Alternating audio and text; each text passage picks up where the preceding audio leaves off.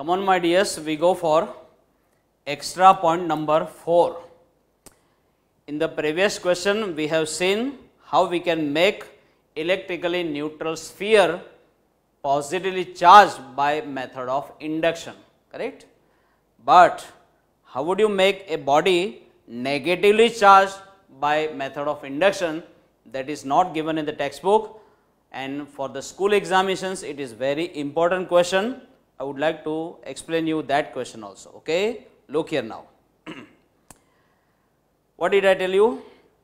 Induced charge and inducing charge are always opposite in polarity, correct? If you want a sphere to be negatively charged, then you should bring positively charged object nearer to that sphere. That is why I have shown here positively charged rod which is brought very close to this sphere. Okay. Now tell me, this is actually electrically neutral sphere, but because of presence of this positively charged rod, you know what will happen? Some electrons will get attracted towards this positive charge. So electrons are getting transferred from this part to this part. So electrons are getting transferred this way. Look here, from right to left, this way. Okay. And what is the amount of inducing charge? Plus 8 units.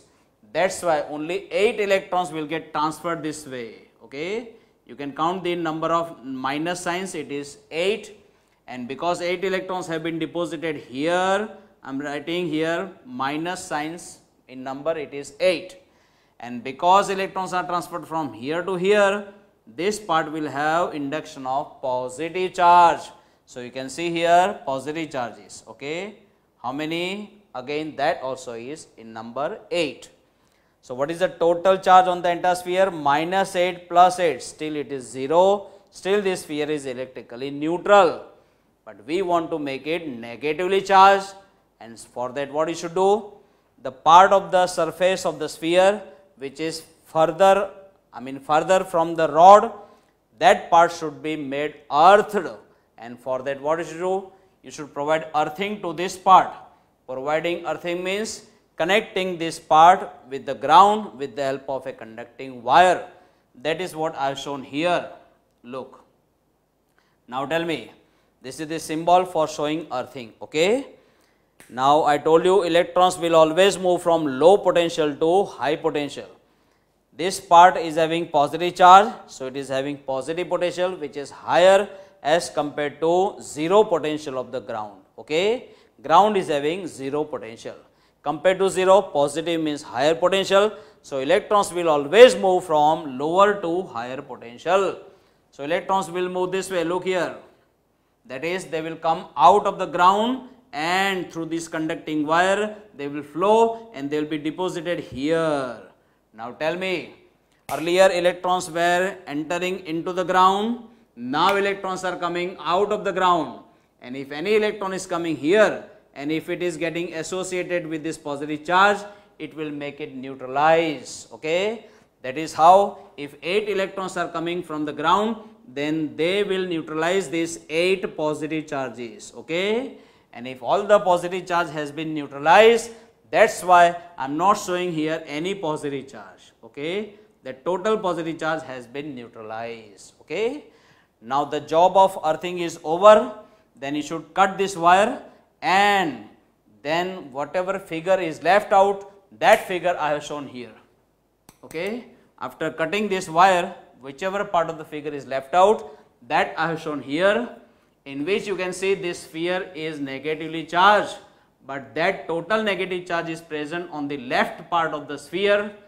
I want uniform distribution of electric charge over the entire sphere. For that what should I do? I should remove this rod.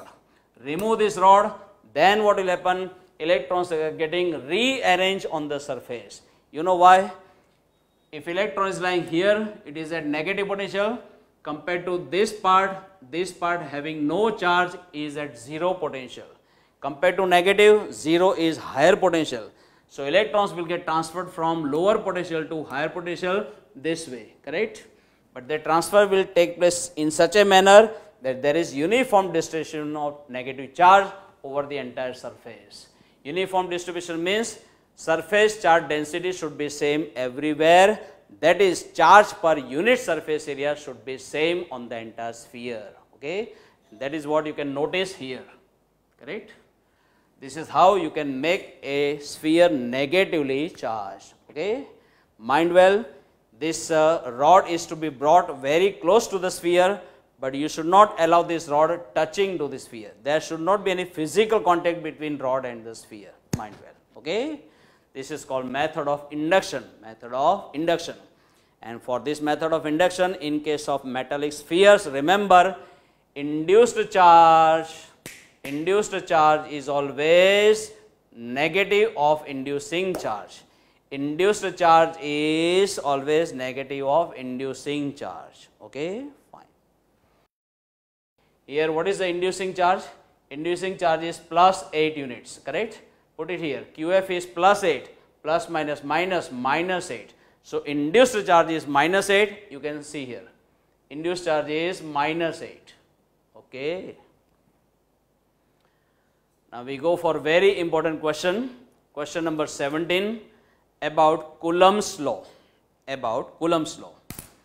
Mr. Charles Coulomb happened to be French scientist. He had studied on which factors does electric force between two stationary point charges depend. He had studied these facts experimentally, and after that experimental study, whichever conclusion he has drawn, that conclusion in his memory we call Coulomb's law, correct? Consider this figure. This is first point charge, say number 1, say this is second point charge number 2. This charge magnitude wise I am taking Q1, this charge magnitude wise I am taking Q2. Right now I have considered both of them as positive. If both the charges are positive, naturally both of them are like charges, and don't you know, like charges always repel each other. So this charge repels this charge this way, and that repulsive force is nothing but electric force, which are shown by symbol vector F12. Why? Because it is exerted on first charge, but exerted by which charge? Exerted by second charge. That's why I am putting symbol vector F12. Electric force exerted on first charge by second charge. Okay, fine. Similarly, this charge repels this charge this way. Okay, so this is the electric force in the form of repulsion exerted on second charge, exerted by first charge. So electric force on second charge by first charge. Okay, fine. Now these two forces are found to be equal in magnitude, opposite in directions. They have equal magnitudes. Vector F12 and vector F21, both of them have equal magnitudes, and their common equal magnitude I am going to show by symbol capital F.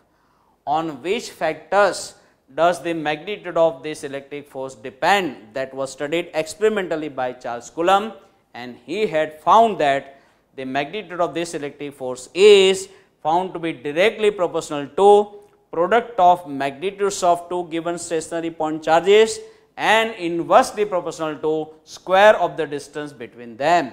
Here R is the distance between them. Okay, fine. And so far direction of that force is concerned, that force direction you can see it is aligned very much along the line passing through these two charges. So remember, direction of this force is aligned along the line passing through these two charges. Okay, fine. This very result is known as Coulomb's law. How would you give the statement?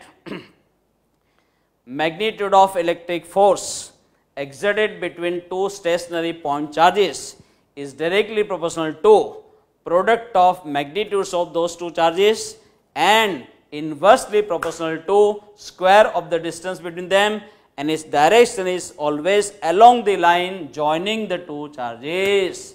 This very statement is called Coulomb's law. I repeat, magnitude of electric force exerted between two stationary point charges is directly proportional to product of magnitudes of those two charges and inversely proportional to square of the distance between them, and its direction is aligned along the line joining those two charges. This very statement is called Coulomb's law. Okay. Now, remove this sign of proportionality and put some proportionality constant. That constant is to be shown by symbol small k. If I say small k, you must write small k only. Remember, don't write here capital K. Okay, it will spoil your impression. See, whenever papers are being checked, they are being checked in your absence. So, in your absence, your written paper would represent you. So, just don't spoil your impression. Okay, when I say small k, you must write small k only. The meaning of capital K in this chapter is different. Meaning of small k is different. You must be very careful while putting the symbol. Please, come on. This is small k, which is a proportionality constant coming in Coulomb's law. Now, value of k depends on the unit system which you are selecting for expressing the magnitudes of remaining physical quantities in the same equation. Which unit system you are selecting for the values of these quantities, depending upon that, value of k is found out. Okay. If you are selecting CGS unit system, then in CGS unit system value of k is 1. But what about SI unit system? I am showing you. In SI unit system, value of k is found to be 8.9875 into 10 raised to 9 Newton meter square upon Coulomb square. Look here, 8.9875 into 10 raised to 9 Newton meter square upon Coulomb square. Okay. Don't bother for remembering these values. When you practice them, you will automatically remember. Don't bother for that. Don't be so much panic for that, please. What is the value? 8.9875 into 10 raised to 9 Newton meter square upon Coulomb square. How this unit has come? Very simple. Find out small k from here. You will get F into R square upon Q1 Q2. Correct? What will be small k from here? F into R square upon Q1 Q2. So, what is the unit of F? Newton into meter square. Coulomb into Coulomb will come down, that is Coulomb square. So, Newton into meter square upon Coulomb square. Okay. But for all practical purposes, you may approximate this value and then you may write, instead of 8.9875, you may write 9 into 10 raised to 9 Newton meter square upon Coulomb square. 9 into 10 raised to 9 Newton meter square upon Coulomb square. Okay. But mind well, this value of small k is valid for a medium which is vacuum. If these 2 point charges are present in vacuum, then this is the value of small k, and that too applicable only in SI unit system. Only in SI unit system. Okay. If these 2 charges are present in a medium other than vacuum, then value of k would be different than this. Okay. This is the value when these 2 charges are present in vacuum. Okay. Or at the most in air medium. Okay. Now, in order to make a majority of the results obtained in electricity simpler, we prefer to express small k like this. Look, k equals to 1 upon 4 pi epsilon 0. What is this? Epsilon 0. This symbol is to be pronounced as epsilon 0, E-P-S-I-L-O-N, epsilon 0. Okay. It is a very famous physical constant. It is called permittivity of vacuum. What is it called? Permittivity of vacuum. Permittivity of vacuum. Mind well for the spelling of vacuum. Normally spelling of vacuum, majority of the students they write in a very wrong way. They used to write V-A-C-C-U-M. There is no double C. You may refer in the dictionary. It is V-A-C-W-M. V-A-C-W-M. You may not believe me right now. That's why I am saying that better you refer dictionary. Okay. V-A-C-W-M. This is the right spelling for vacuum. Okay. What is epsilon 0? Permittivity of vacuum. What is the meaning of permittivity and what is the introduction? That very nice introduction I will definitely give you after some articles in the same chapter. It is not given in the textbook. Nobody will ask in the examination just for your kind knowledge and satisfaction, definitely I will give you the introduction of permittivity, but after some articles in the same chapter. Okay, fine. At present you may remember only name. What is epsilon 0? Permittivity of vacuum. Now let us obtain its value. Simple. Just make subject of the equation from here, epsilon 0, transfer it here, small k you may transfer in the denominator. So 1 upon 4 pi into small k. 1 upon 4 into pi, pi is 3.14. What about small k? Exact value just now I told 8.9875 into 10 raised to 9. Same value I have written here. Okay. Simplify now. Once you simplify, the value is 8.85 into 10 raised to minus 12, and the unit is reciprocal of this unit because small k is coming in the denominator. Small k is coming in the denominator. So unit of this would be reciprocal of unit of k. Reciprocal of this will be, come on, Coulomb square will get transferred in the numerator, and Newton into meter square will get transferred in the denominator. So you will speak Coulomb square upon Newton meter square. Coulomb square upon Newton meter square. Got it? What is epsilon 0? Completely value wise, unit wise, 8.85 into 10 raised to minus 12. Newton meter square upon Coulomb square? No, reciprocal of that, Coulomb square upon Newton meter square. Coulomb square upon Newton meter square, correct? What is the name of epsilon 0? Permittivity of vacuum. Okay, fine. Now, this very equation is called scalar form of Coulomb's law. Scalar form of Coulomb's law, okay? You may write 1 upon 4 pi epsilon 0 in place of small k over here also. Come on. F equals to, instead of small k, you may write 1 upon 4 pi epsilon 0 q1 q2 upon r square. What is this? Come on, scalar form of Coulomb's law. Last time I would like to give the statement of Coulomb's law. Magnitude of electric force exerted between two stationary point charges is directly proportional to product of magnitudes of those two charges and inversely proportional to square of the distance between them, and its direction is aligned along the line joining those two charges. Full stop. This very statement is called Coulomb's law. Got it? Fine. Come on, my dears. Recently we have seen the scalar form of Coulomb's law. Just recall it. What was that? F equals to small k into q1 q2 upon r square, correct? And I also told you that in order to make the formula to be used in electricity in SI unit system quite simpler, we used to prefer to write in place of small k, we write 1 upon 4 pi epsilon 0, correct? We write 1 upon 4 pi epsilon 0 in place of small k. Okay. What was epsilon 0? Epsilon 0 was known as permittivity of vacuum. Permittivity of vacuum. Tell me, what is this? Electric force exerted between two point charges separated by distance r in vacuum. Correct? Fine. Now, this electric force which obeys Coulomb's law can also be regarded as Columbian force. Which force? Columbian force. So either you speak out electric force or you speak out Columbian force, it is one and same. Okay, fine. But it is not necessary that every time you should keep the charges only in vacuum, not necessary. You may keep the given charges in other medium other than vacuum, correct? At that time, what is Columbian force? I am showing you. In place of F, at that time we will write Fm. M you must write as a suffix, okay? M stands for medium. M stands for medium. This is Columbian force in a given medium, okay, other than vacuum.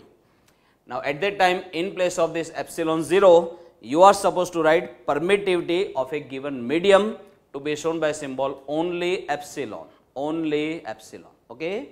And this part as it is, because we are talking about same two charges and we have kept them at the same earlier distance, okay, fine.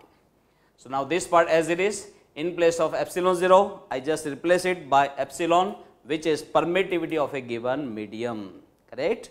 Here I have written epsilon is nothing but permittivity of given medium. Okay, fine. Now let me take the ratio. This upon this will be this upon this, correct? So now it is F upon Fm, F upon Fm. And on right hand side, when you take this upon this 1 upon 4 pi, 1 upon 4 pi will cancel. Q1, Q2 upon R square divided by Q1, Q2 upon R square will also cancel. And you know denominator will become numerator. So now it will be epsilon upon epsilon 0. Epsilon upon epsilon 0. Correct? Now tell me, this is the ratio of permittivity of a given medium to the permittivity of vacuum. And such a ratio is called relative permittivity of a given medium. Relative permittivity of a given medium shown by symbol epsilon r. R you must write well below epsilon. Okay, it is to be written here as a suffix. Fine. This relative permittivity is given another name. It is also called dielectric constant of a given medium. Dielectric constant of a given medium. Why there is a word like dielectric? The reason I will tell you in second chapter. Okay, at present you please remember only name. Dielectric constant of a given medium shown by symbol capital K. Just be very careful while writing the symbols. Here you must write small k, which is proportionality constant coming in Coulomb's law. Here you must write capital K, which is dielectric constant. Okay. Now value of dielectric constant depends on a type of medium. It depends on type of medium. For different media, its value is different. For vacuum, value of K is 1, because for vacuum you will write here epsilon 0 upon epsilon 0, then it will be 1, correct? And for any other medium other than vacuum, value of K is always greater than 1. Okay, fine. Do one thing, you transfer this in the denominator and transfer this in the numerator. Then you will get Fm equals to F upon K. Fm equals to F upon K, correct? Tell me, if K is greater than 1, then Fm is less than F. If Fm is less than F, what does it mean? Instead of keeping two given point charges at a given distance in vacuum, if you keep them in any other medium, then Coulombian force gets reduced. It becomes 1 upon K times earlier force, or it becomes of kth part of earlier force, correct? In short, instead of vacuum, when you keep given charges at a given distance in other medium, then Coulombian force will reduce. Okay, fine. We now go for limitation of Coulomb's law. What is the limitation of Coulomb's law?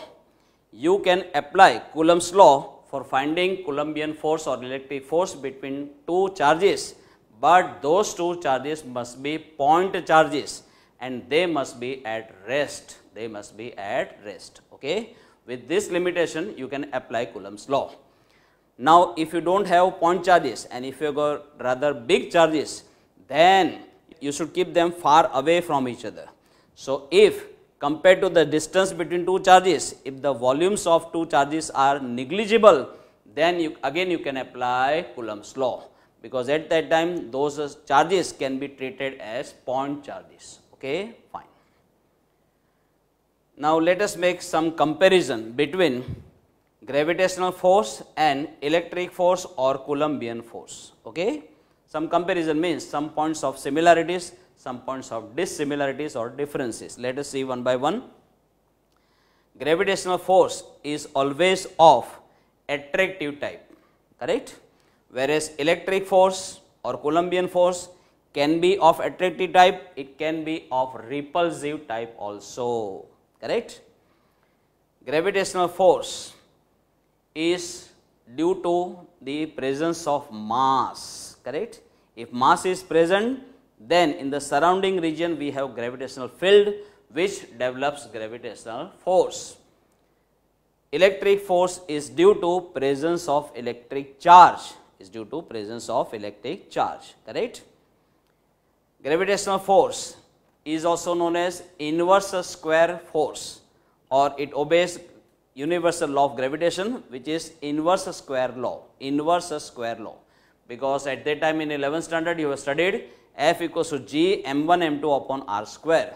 So when F is proportional to 1 upon r square, you can call that law as inverse square law. Here also F is proportional to 1 upon r square, so Coulomb's law is also inverse square law, correct? Gravitational force can be found out from universal law of gravitation, which is inverse square law. Columbian force can be found out from Coulomb's law, which is again inverse square law, correct? Fine. Gravitational force does not depend on type of medium, whereas Columbian force definitely depends on type of medium, okay? Fine. We now go for question number 18, vectorial form of Coulomb's law. Vectorial form of Coulomb's law. Let us obtain. As shown in the diagram, just consider three-dimensional Cartesian coordinate system in which there are three mutually perpendicular axes, visually x, y and z, which intersect at common point of intersection, which is called origin, okay? Fine. Now in this three-dimensional space, suppose at this very point I have ith charge. Which charge? Ith charge. That's why I am showing it by symbol Qi. If it is first charge, you may write Q1, second charge Q2, like that. Ith charge, so I am writing Qi. I you must write well below Q. Please take care. Similarly, I have here jth charge, so I am writing Qj, correct? With respect to origin, the position vector of ith charge is vector Ri. Similarly, position vector of jth charge with respect to origin is vector Rj, correct? Fine. Now just draw a vector joining jth charge with ith charge from j to I in this direction. Just think of this vector, and that vector I have given symbol, look here, vector Rji, because it is from j to I, correct? And you must have remembered from 11th standard, when you are going from this point to this point, this is initial point, this is final point. And when you are making displacement and you want to write displacement vector, you can always write it final position vector minus initial position vector. Final position vector for this point, it is vector Ri, minus initial position vector for this point is vector Rj, correct? So this vector Rji can be written as vector Ri minus vector Rj, final position vector minus initial position vector, got it? And if vector Rji is this much, you can take modulus on both the sides. So modulus of vector Rji will be modulus of vector Ri minus vector Rj. Same thing I have written here, okay? You can take mod on both the sides, got it? Now in the same direction, I just define a unit vector from j to I. That's why that unit vector I am showing by symbol Rji hat, whether you pronounce hat or cap or caret, but every time you have to write the same symbol, okay? I am used to with pronunciation hat. So I always speak out Rji hat, okay? You may speak Rji caret, no problem. Now unit vector in the direction of a given vector can always be found out by dividing that vector by its magnitude. So if this is the unit vector in the direction of vector Rji, then I can find out this way, vector Rji divided by its magnitude of vector Rji, correct? Whenever you divide a given vector by its magnitude, you are going to get a unit vector in the same direction, okay? Now this vector Rji is this much. That is what I have written here, correct? And this modulus can be replaced by this modulus of vector Ri minus vector Rj, modulus of vector Ri minus vector Rj, correct? Fine. Now if these two are positive charges, then if both are positive, then they are like charges, and like charges always repel each other. So this will repel this, by exerting Coulombian repulsive force this way, and that is a force exerted on ith charge but exerted by jth charge. So exerted on ith charge by jth charge. So I am writing vector Fij, correct. Similarly, this will repel this by exerting repulsive force in this direction, and that is the repulsive force exerted on jth charge by ith charge, exerted on jth charge by ith charge, correct. Fine. And you must have remembered from Coulomb's law, direction of Coulombian force is along the line joining the two charges. So along this line which joins these two charges, the directions of these two forces are aligned. Okay, fine. Now, don't you know, vector is always equal to its magnitude multiplied by unit vector. Magnitude multiplied by unit vector. What is the magnitude of this Coulombian force? Magnitude of Coulombian force can be found out from Coulomb's law, K Q1 Q2 upon R square. Now don't say K Q1 Q2 upon R square, better you say K into product of magnitudes of two given charges divided by square of distance between them. Come on, K into product of magnitudes of two charges, magnitudes of these two charges, that is Qi and Qj. We don't write modulus sign because we have taken them already positive. So Qi into Qj, correct, divided by square of distance between them. Distance between these two charges is nothing but magnitude of this vector and it's a square. So I am writing more square of this modulus. Square of this modulus means a square of this, correct. Come on, K into product of two charges divided by square of the distance between them. Distance between these two charges is this much or this much, and it's a square I have written here, correct, multiplied by unit vector in the same direction. This unit vector I am writing Rji hat. Here it is, Rji hat. Got it?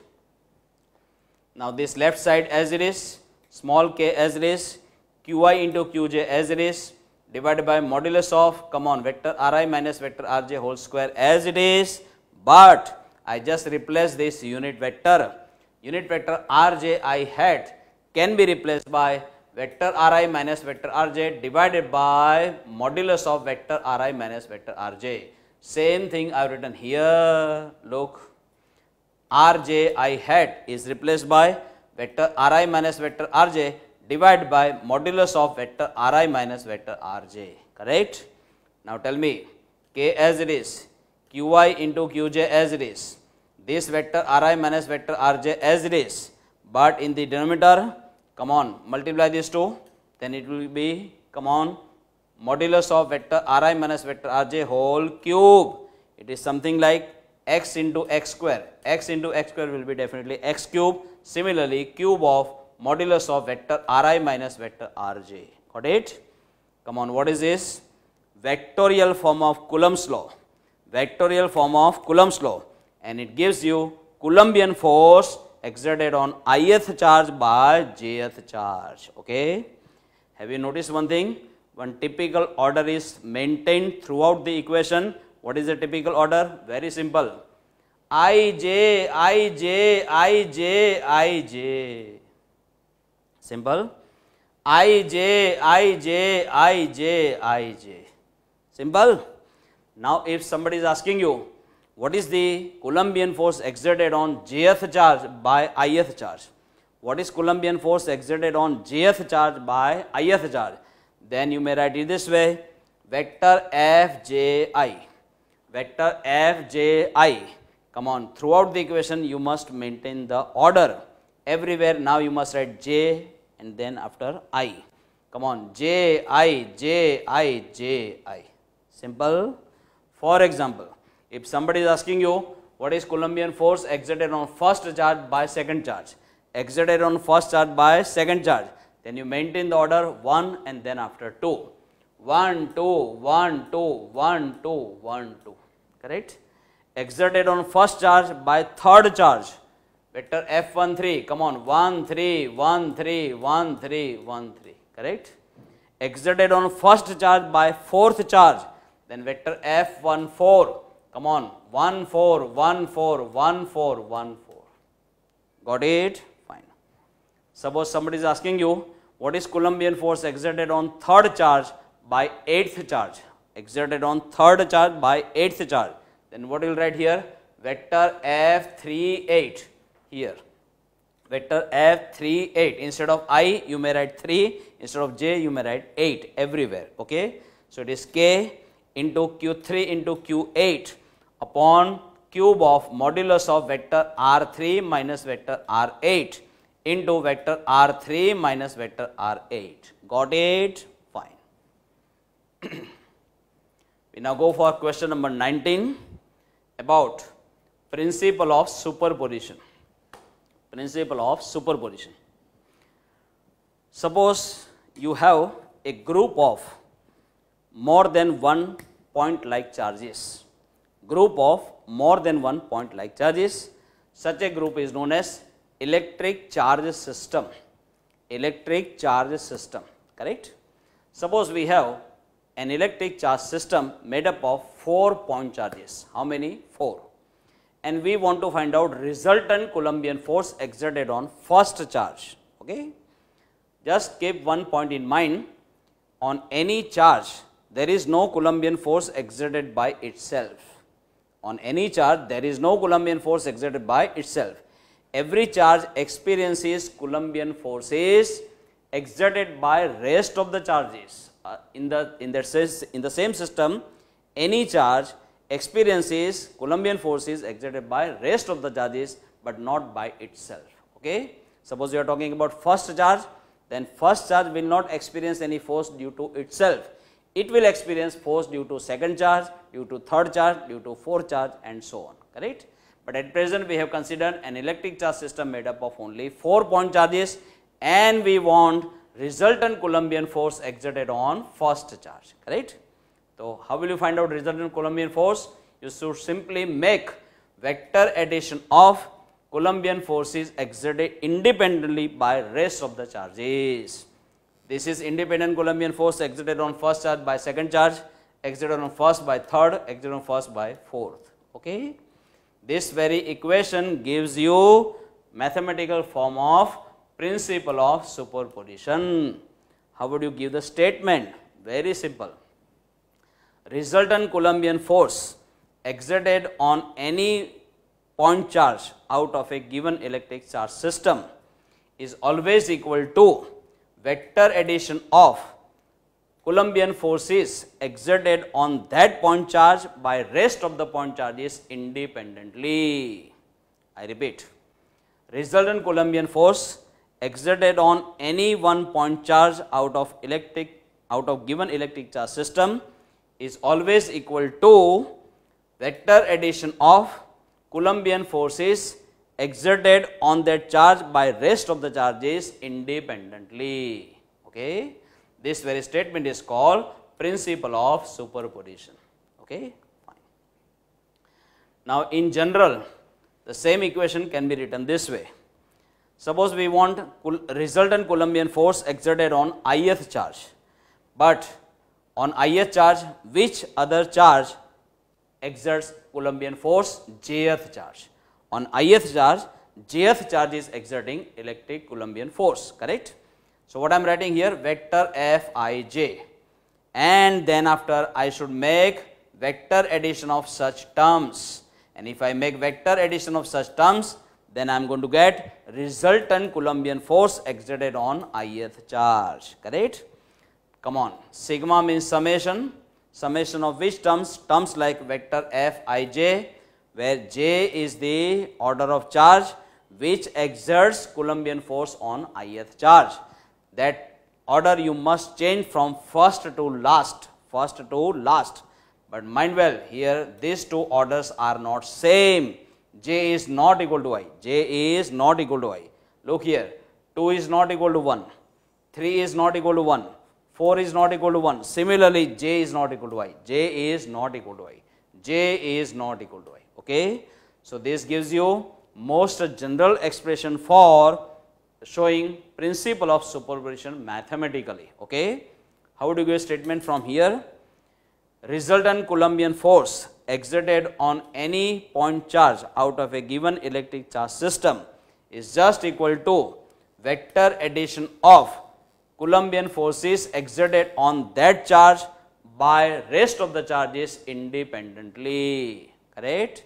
This is called principle of superposition, correct. Now this vector Fi as it is, this is sigma as it is, correct, but vector Fij, just now we have obtained the formula for vector Fij. Vector Fij is this much, and same formula I am writing here, same formula, no change whatsoever, okay. But on right hand side, this k and qi, they are constants, so they can be taken out. So k and qi I am taking out into sigma of qj upon mod of vector ri minus vector rj whole cube into vector ri minus vector rj, where j changes from 1 to n except equal to I, correct. J is not equal to I, J is not equal to I, correct, because any charge does not experience electric force exerted by itself, okay. So these two orders are never same, so J is not equal to I, okay. This electric force or Coulombian force is regarded as two body force. Why it is known as two body force? Very simple reason is there. Suppose here you have first charge, here you have second charge, okay. They already exert some Coulombian forces mutually among them, okay. Now you please bring third charge in the neighborhood of these two charges, okay. Bring third charge. At that time we find that though you are bringing third charge, then also the electric force between these two remains unchanged, So electric force exerted between these two, it is the result of interaction of two bodies. It is the result of interaction of two bodies. That's why it is called two body force, correct. The Columbian force exerted between 2 point charges is not affected by third charge, and that's why it gives you result of interaction of only two bodies. That's why it is called two body force, correct.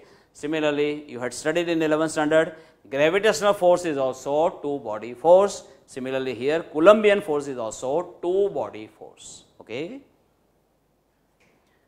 Come on, we go for question number 20, which is very important short note about electric field.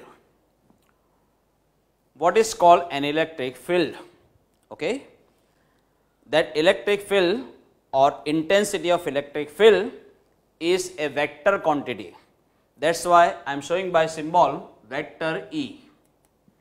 Electric field or intensity of electric field is shown by symbol vector E because it is a vector quantity. Moreover, it also depends on the position vector of point of observation. It depends on position vector of point of observation, and that's why mathematically I am writing vector E as a function of vector R, where vector R is the position vector of point of observation, okay.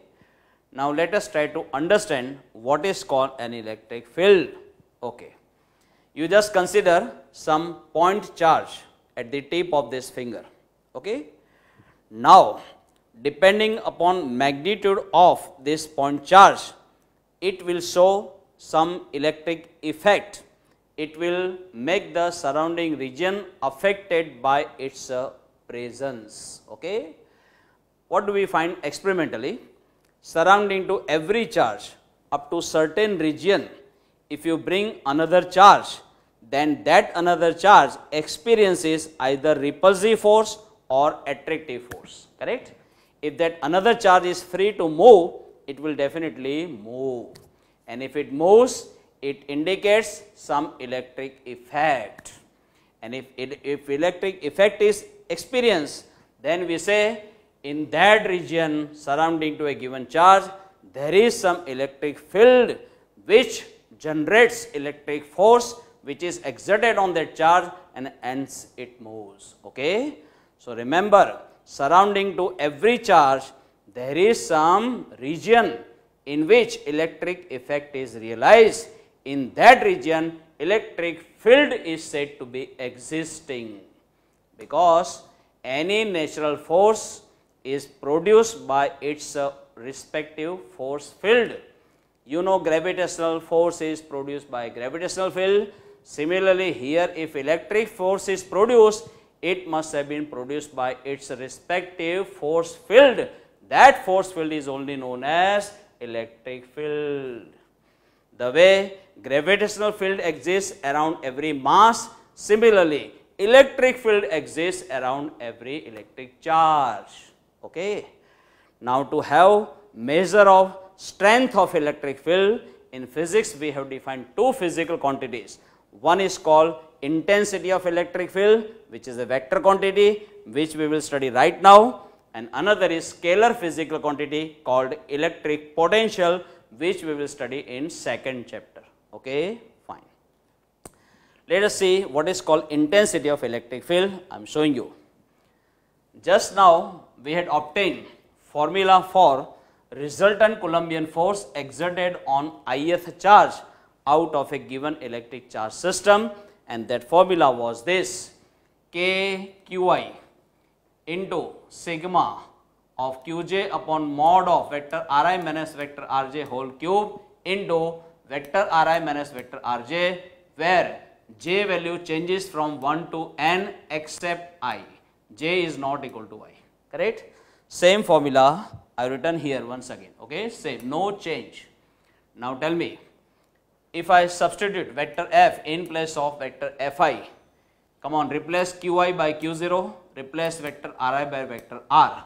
With this changes, if you rewrite this equation, then it will appear like this: vector fi should be replaced by vector f, come on, qi is replaced by q0, then here vector ri is replaced by vector r, vector ri is replaced by vector r. Okay. Now this resultant Coulombian force exerted on charge q0, which is placed at a point having position vector r, it depends on position vector r. Because this is a function of vector r, mathematically we write vector f as a function of vector r. Okay. If you don't write this, it will do no problem, but it is there in the textbook, so I am writing this way. Okay, fine. Now just do one thing, this q0 you can bring in the denominator on the left side, then vector f as a function of vector r divided by q0. Got it? And that equals to k into sigma of qj upon mod of vector r minus vector rj whole cube into vector r minus vector rj, where j changes from 1 to n, from first charge to last charge. Okay, fine. Now tell me what this left side gives you. Left hand side gives us, first point, it is a vector quantity, because whenever vector is divided by scalar, again it remains a vector only. So this is a vector field, fine. This is a vector function or vector field, and that vector field magnitude wise what does it give? I am showing you. This gives me resultant Coulombian force exerted on a unit positive charge. Normally what we do, we make denominator 1 unit, correct? What does this ratio give? This ratio gives us, come on, resultant Coulombian force exerted on unit positive charge, correct? And third point, this ratio is independent of value of q0. This ratio is independent of value of q0. How? If this q0 is getting double, suppose double, if this is becoming double, then because this is proportional to this, if this is getting double, this also will become double. Okay. So when this is becoming double, you may write here 2, and if at the same time this also becomes double, you may write here also 2 will get cancelled. Okay. If this becomes 5 times, then this also will become 5 times. So here you may write 5, here also 5 will get cancelled, correct?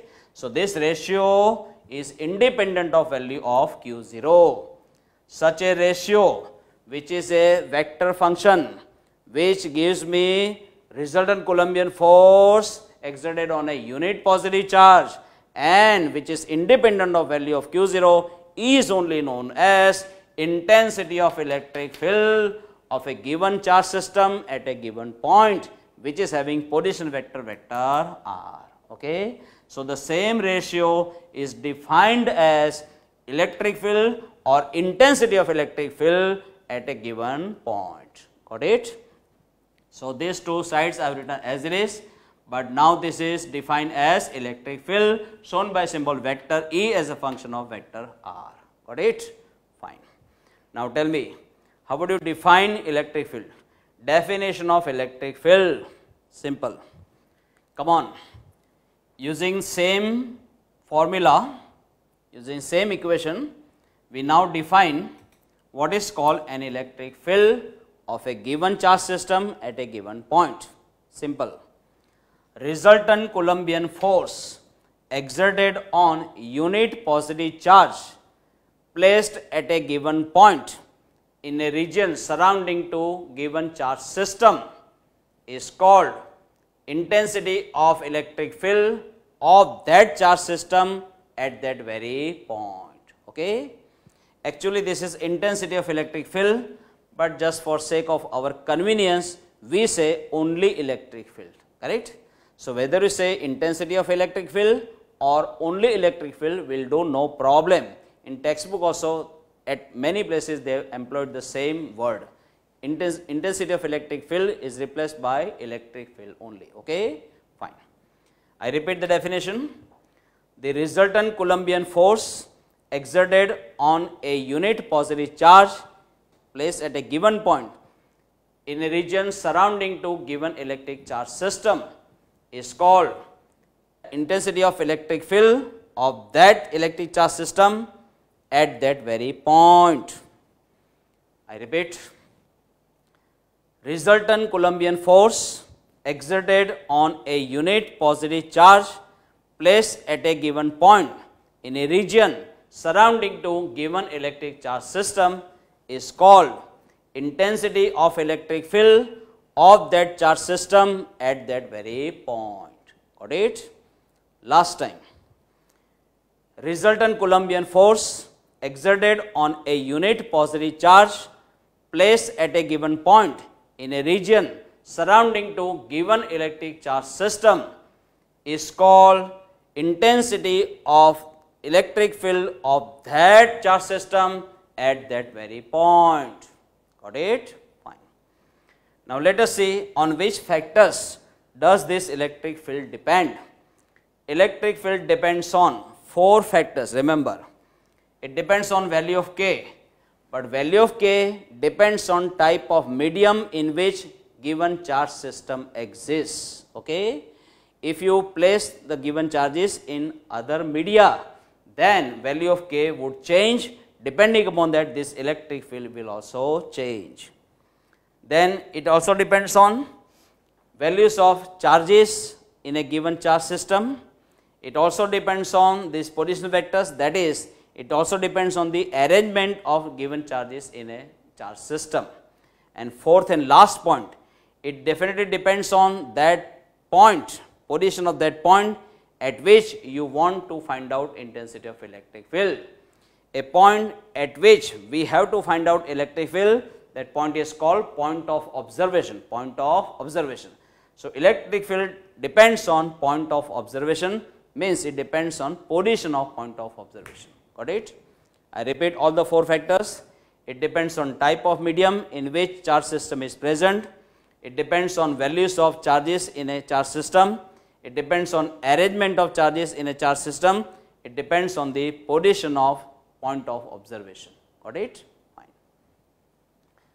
Then what about test charge? This is very important concept. See, this definition we have given, but if you want to give this definition very accurately, then you should concentrate on the magnitude of this charge Q0. And what should be its magnitude? I am showing you. Look. Suppose I have an electric charge system of 5 charges. Those 5 point charges I have shown here. Correct? So this is my charge system. Fine. And at this very point of observation, I want to find out the intensity of electric field produced by this charge system. Correct? Normally what we should do? We should bring charge Q0 at that very point, and on that charge Q0, we should find out this resultant Columbian force, and then after that resultant Columbian force should be divided by that charge, and then that ratio will give me intensity of electric field, correct? Fine. But what is the problem in practice? When you bring this charge here, what will happen? This charge will exert either repulsive or attractive forces on these charges in this charge system. And if this charge exerts repulsive or attractive forces on these charges, then they will simply get shifted from their original positions. So there will be some disturbance produced in this charge system, and if the charges in a charge system, they simply shift from their original positions, then these position vectors would change, and if these position vectors would change, ultimately electric field will change. So you will find out modified electric field and not the original one, not the original one. If you want to find out original electric field, then you should not produce any disturbance in this charge system, and then you should take care that no charge should shift from its original position, correct? For that you need to bring here that sort of charge which is having magnitude infinitesimal, very small. Then only what will happen? You know, Columbian force is directly proportional to product of two charges. If this charge is having magnitude very small, then the Columbian force also will be very small. And if Columbian force is negligibly small, then almost these charges will remain at the same positions, correct? Almost there won't be any disturbance, and if the charge system is not getting disturbed at all, then this electric field will not be affected, it will remain same, it will not be getting modified, fine. So for that sake, you must take the magnitude of this charge as small as possible. Mathematically, you may reduce its value this way, limit q0 tends to 0. Come on, limit q0 tends to 0. So when you make the magnitude of this charge very small, at that time there won't be any Columbian force exerted by this charge on the rest of the charges in the charge system, and then after this charge system will not have any disturbance, no change of positions, then no change of electric field, and then you can find out original electric field produced by this system at this very point, okay. So in order to find out the electric field accurately, you need to make this magnitude very small. So exact definition of electric field you may write this way mathematically. Same ratio I am writing, same ratio I have written here, but with a condition, limit q0 tends to 0, correct? And such a small point charge, which is common positive charge, is only known as test charge, because it is to be considered while finding the electric field at a given point, correct? That is why it is called test charge. It is to be used while finding the electric field or intensity of electric field, okay? A point like positive charge whose magnitude tends to 0 is called test charge. A point like positive charge whose magnitude tends to 0 is called test charge, okay? Theoretically you may write this way, but from practical point of view, you know charge cannot be smaller than E, where small e is called fundamental electric charge or elementary unit of electric charge, and its value is 1.6 into 10 raised to minus 19 Coulomb. You cannot have charge smaller than that, okay? So theoretically you may write this way, but practically minimum value of this test charge should be equal to E, which is 1.6 into 10 raised to minus 19 Coulomb, correct? Fine. Remember, test charge is traditionally taken positive, customarily it is taken positive, correct? Test charge is never considered negative, it is always to be taken positive. A point like positive charge whose magnitude tends to 0 is called test charge. I repeat, a point like positive charge whose magnitude tends to 0 is called test charge, got it? What about unit of electric field? Unit of electric field you may find out from here. After all, it is a ratio of force to charge. Unit of force is Newton, unit of charge is Coulomb. So Newton upon Coulomb. In second chapter, we will study one more unit of electric field. It is volt upon meter, volt upon meter. So either it's a Newton upon Coulomb or volt upon meter, okay? These two units are equivalent. I will prove it in the second chapter. What about dimensional formula for electric field? You may write dimensional formula for force divided by that of charge. For force, have you not remembered? M raised to 1, L raised to 1, T raised to minus 2 divided by for charge. You must have remembered from 11th standard, A raised to 1, T raised to 1. For charge, for this charge, it is A raised to 1, T raised to 1. And now take this 2 up. So it is M raised to 1, L raised to 1, T raised to minus 2 minus 1, that is minus 3. A raised to 1 going up will become A raised to minus 1. Got it? Come on. Electric field is a characteristic representation of its source.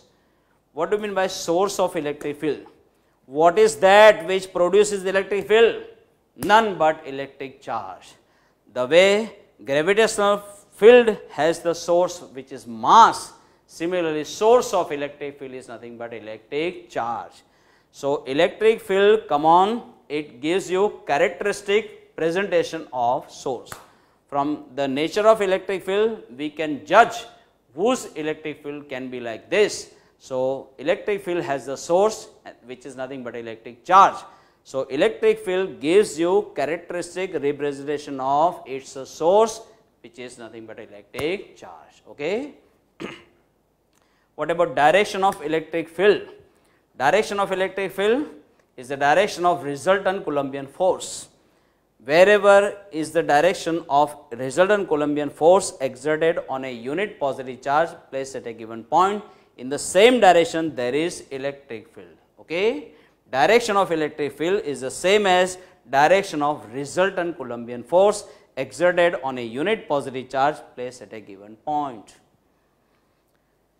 Once you determine the electric field, then you can find out electric force on any given charge. Given charge, you may replace Q0 by Q. Instead of Q0, you may write Q, where Q is given charge. And that Q you can take here in the numerator. Then electric force will be Q into vector E. Come on, Q into vector E. Q into vector E. In words you may write, come on, speak out. Charge into electric field. Charge into electric field. Electric force is charge into electric field. Okay. Once you determine electric field at a given point, then after using that formula of electric field, you can determine the Coulombian force exerted on any given charge, no problem. So in words you can speak out, electric force is charge into electric field, charge into electric field. Okay. The idea or concept of electric field was basically introduced first by Mr. Michael Faraday. At that time he had simply imagined this idea. He never knew that this is a reality, but now it is proved that existence of electric field is not simply an imagination, it is a reality. One has to believe that really electric field is existing. Then only electric force is generated, then only electric effect can be experienced. Correct? What I mean to say, electric field, though we may not see it, but its effect can be seen. The way gravitational field is not seen, but if you drop any body from certain height, it definitely falls, correct, towards downward earth, then it is nothing but gravitational effect. So field cannot be seen, but its effect can be seen. Similarly, electric field cannot be seen, but its effect can be seen. So we have to believe that really surrounding to every charge in certain region, its own electric field definitely exists. So existence of electric field is not an imagination, it is a reality. Fine. Now we go for question number 21. Look, what is it? Electric field of a point charge. What can be electric field of a point charge? Let me prove that result. And here I told you that electric field of a given charge is its characteristic representation. Electric field gives you characteristic representation of its source. How? That statement I will justify in this result I am showing you. Consider a point charge, say capital Q, located at rest at the origin in this 3-dimensional Cartesian coordinate system. Fine. Now this charge has its own electric field in the surrounding region. Suppose I want to find out intensity of electric field of this charge at this very point. So this point will be, come on, point of observation, correct? I want to find out intensity of electric field at this very point. What should I do? At that very point, I should bring test charge, say Q0. The value of Q0 we will take very, very small, correct? Because if you bring here very small charge, then only almost no Coulombian force will be exerted by this on this, correct? And then this will not shift from its position, and if there is no shifting in the position, then you can find out original electric field produced by this charge at this very point, okay? There should not be any disturbance by the entry of this charge. There should not be any disturbance to this charge, correct? This is called source charge, this is called test charge. This is called source charge, this is called test charge, okay? Fine. And now tell me, this will exert Coulombian force on this. Now this is positive and test charge is always positive. Positive charge will repel this positive charge by exerting Coulombian repulsive force this way along the line joining these two charges, correct? And let it be vector F as a function of vector R. The position vector of point of observation with respect to origin I am taking as vector R, and in the same direction the unit vector I am taking as R hat. Fine. Now according to Coulomb's law, can't we write this Coulombian force? Vector equals to magnitude multiplied by unit vector. What is the magnitude of Coulombian force? K Q1 Q2 upon R square. Don't say K Q1 Q2 upon R square. Speak out in words. K into product of magnitude of charges divided by square of distance between them. Come on, K into product of magnitudes of these two charges, Q into Q0. We don't write modular sign because both of them are positive. Divided by square of distance between them. Square of distance between them. Okay. Multiplied by unit vector. Unit vector in this direction is R hat. Okay. So I am writing R hat. Fine. And now bring this Q0 in the denominator on left hand side. So it is now vector F as a function of vector R divided by Q0. It is KQ upon R square into R hat. KQ upon R square into R hat. Forgotten? Definition, basic formula, have you forgotten? Vector F as a function of vector R divided by Q0. What does this give you? Resultant Coulombian force exerted on unit positive charge, which is nothing but intensity of electric field. So this ratio gives me intensity of electric field, which I should show by symbol vector E as a function of vector R. Right hand side as it is. Now tell me, take magnitude on both the sides. When you take magnitude here, it will be E. When you take magnitude here, unit vector has magnitude 1. So 1 into this will be this, correct? E equals to KQ upon R square. Now tell me, when these two are constants, what about dependence of electric field on the distance? You can just find out from here, E proportional to 1 upon R square. E proportional to 1 upon R square, that is intensity of electric field produced by a point charge is inversely proportional to square of the distance. Inversely proportional to square of the distance, correct? Now tell me, whenever you see an electric field which is represented by such a formula in which dependence of electric field on the distance is of this type, inversely proportional to square of the distance, then immediately you can recall it must be of point charge. So this electric field changes characteristically with the distance in this nature. Here it is inversely proportional to square of the distance, correct? So whenever you see that electric field is changing inversely proportional to square of the distance, you must recall it must be of point charge. So electric field, in a way, it is a characteristic representation of its own source. Source of electric field is nothing but charge. If you have different charge system, then source is different. Depending upon that, electric field will be different. For a given source, you will have definite, unique electric field. Say for this point charge, its electric field is this way, correct? E equals to KQ upon R square. So once again I justify this statement. Electric field, in a way, it is a characteristic presentation of its own source, correct? If source will change, then only electric field will change, got it? My dears, I just forgot to mention one very small point in this vectorial form of Coulomb's law. Let me mention it right now. Look, while using this vectorial form of Coulomb's law, you must write these two charges with their respective signs. If it is positive, you must write with plus sign. If it is negative, you must write with minus sign.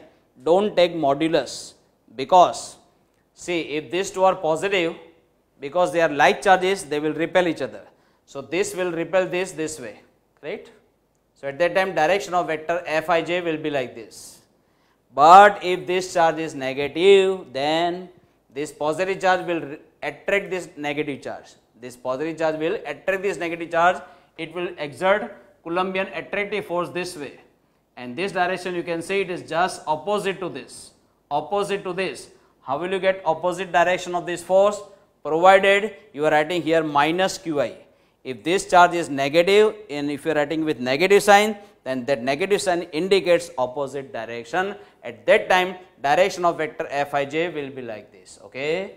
So once again I repeat, come on, these two charges must be written with their respective signs. Don't change the signs, don't take their magnitudes. Okay. Thank you.